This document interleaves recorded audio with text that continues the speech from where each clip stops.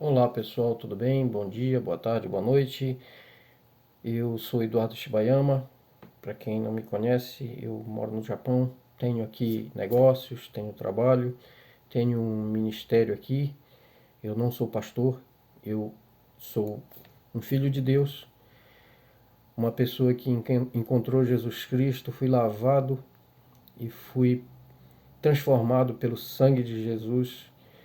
E hoje eu procuro viver o reino de Deus na minha vida, na minha família, na minha empresa, nos meus negócios. E eu quero contar para vocês o que aconteceu hoje sobre um sonho que eu tive.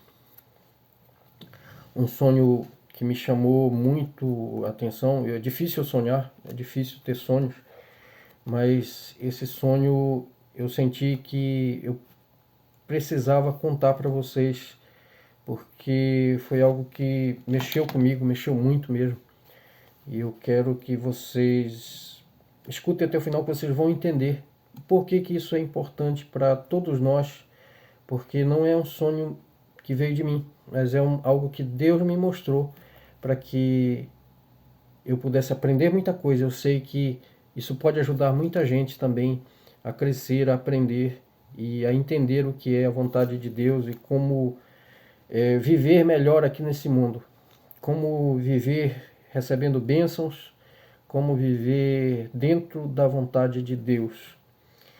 Eu estava dormindo, fui dormir ontem, era mais ou menos, era cedo, fui dormir mais cedo do que o horário normal que eu normalmente durmo. E quando foi 2h30 da madrugada eu acordei, simplesmente acordei sem sono. E eu olhei no relógio, era 2h30 da madrugada. E na verdade eu já sabia o que estava acontecendo.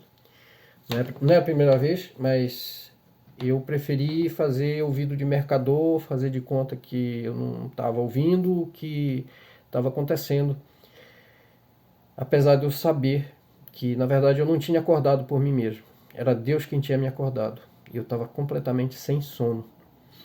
E eu sou um cara que eu durmo pesado, eu durmo mesmo, sabe? E dessa vez, não foi a primeira vez, eu acordei sem sono. E ocorre que por outras vezes já aconteceu isso, Deus me acordar de madrugada, me chamar para eu ir para o quarto de oração. Esse quarto que eu estou aqui agora é o quarto do meu filho, que não mora mais, quer dizer, não está morando com a gente agora porque ele está estudando na Austrália, está no exterior. E eu estou usando esse quarto como quarto de oração, o quarto dele. É um quarto que ficou vazio. E Deus já me chamou várias vezes para eu me acordar de madrugada e buscá-lo na madrugada.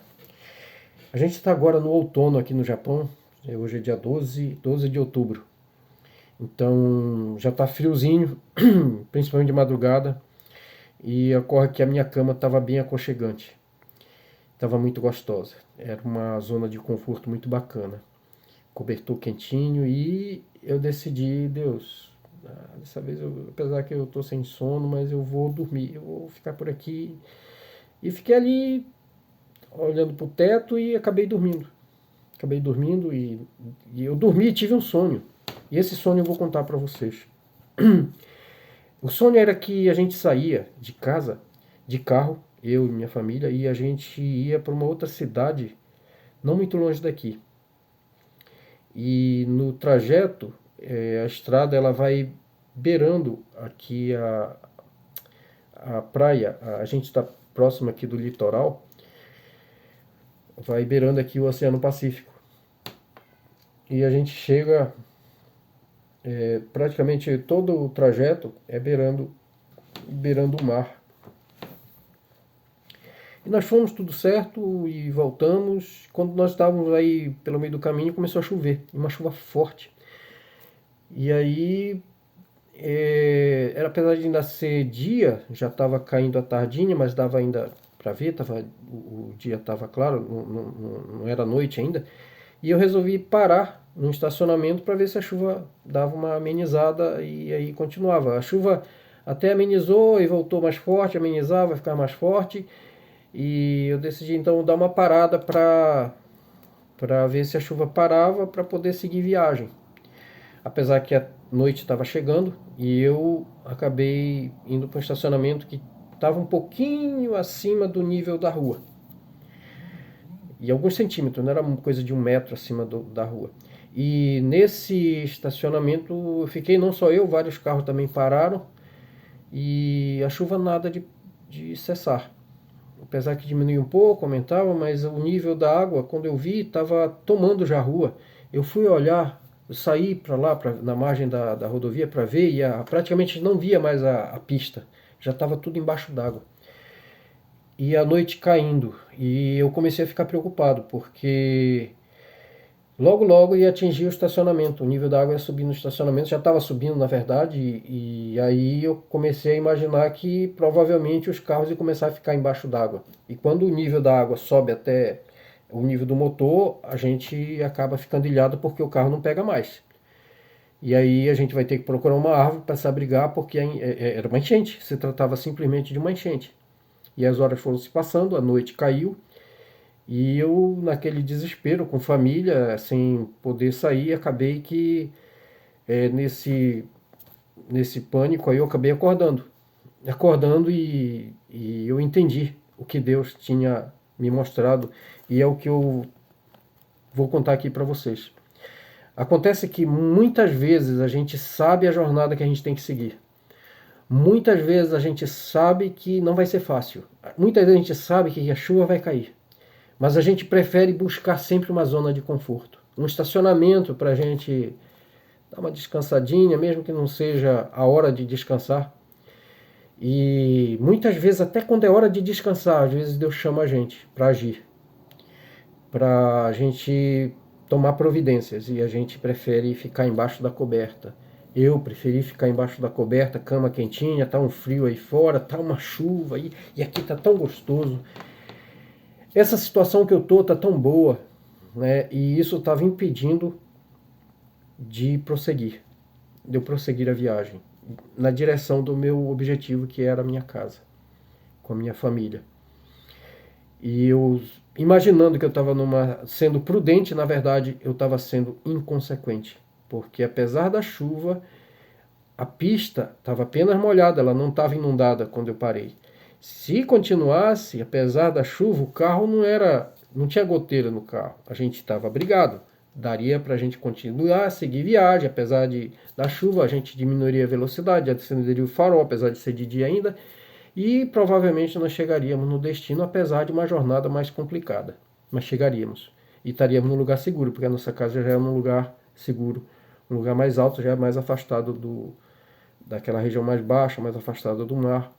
E lá nesse estacionamento, como é próximo do mar, próximo da praia, o que aconteceu é que a água do mar também subia e já estava praticamente igualando com o nível da água da chuva, da enchente. Então estava emendando o mar com a terra e daí a gente já não via mais o que era terra, o que era mar, porque estava emendando tudo. Era uma região plana, de planície, região baixa, e veio o desespero. Muitas vezes a gente se vê em situações difíceis porque a gente não entende que, apesar das dificuldades, a gente tem que prosseguir. Eu tinha que me levantar aquela hora porque Deus queria falar comigo. E isso já aconteceu outras vezes. Outras vezes eu atendi, mas teve vezes que eu também não atendi. E às vezes que eu atendi, eu recebi de Deus uma paz, uma bênção tão grande.